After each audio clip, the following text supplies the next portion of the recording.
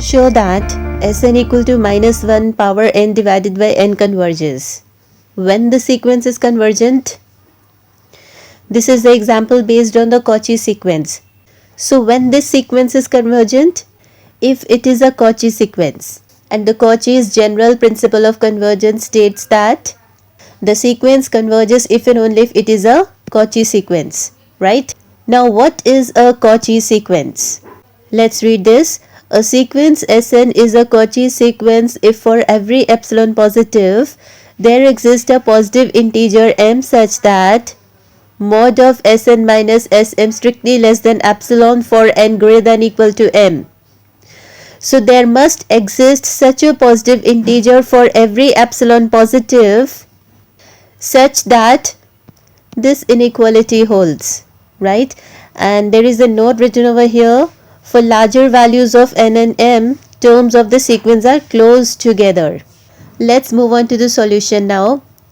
For the convergence of this sequence, we need to show that this is a Cauchy sequence, right?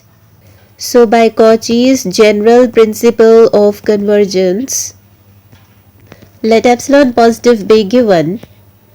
Now if n is greater than equal to m, then 1 by n is less than equal to 1 by m. Yes. And let's find out the mod of Sn minus Sm. That will be equal to, what is Sn? It is minus 1 the power n divided by n minus Sm becomes minus 1 the power m divided by m. And this is further less than equal to because this is the mod. So this is minus 1 the power n divided by n mod of this plus the mod of minus 1 the power m divided by m. So the absolute value of minus 1 the power n is 1.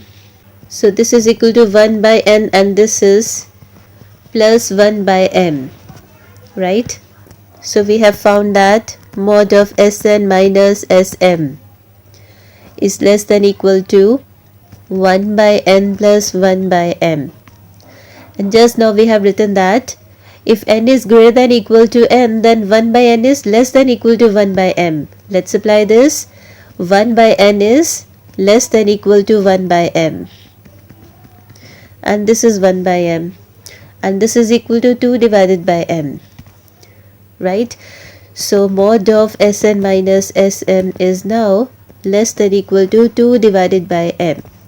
But we need this mod to be strictly less than epsilon. Now for this epsilon, there should exist a positive integer m such that this mod is strictly less than epsilon. Yes, then only the sequence will be a Cauchy sequence.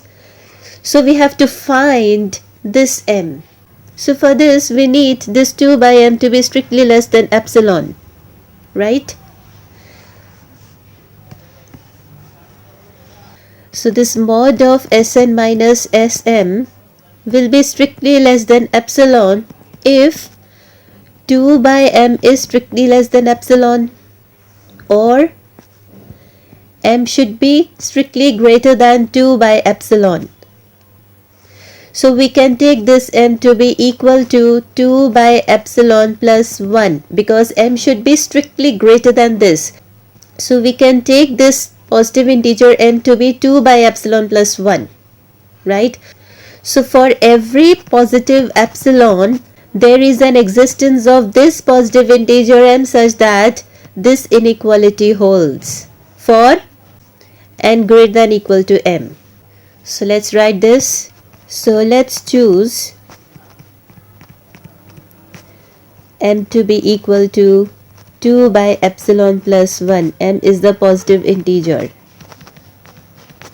So let's choose the positive integer m to be 2 by epsilon plus 1 such that mod of Sn minus Sm is strictly less than epsilon, right? For all n greater than equal to m. So we have shown that this mod is strictly less than epsilon, which means sequence Sn is a Cauchy sequence.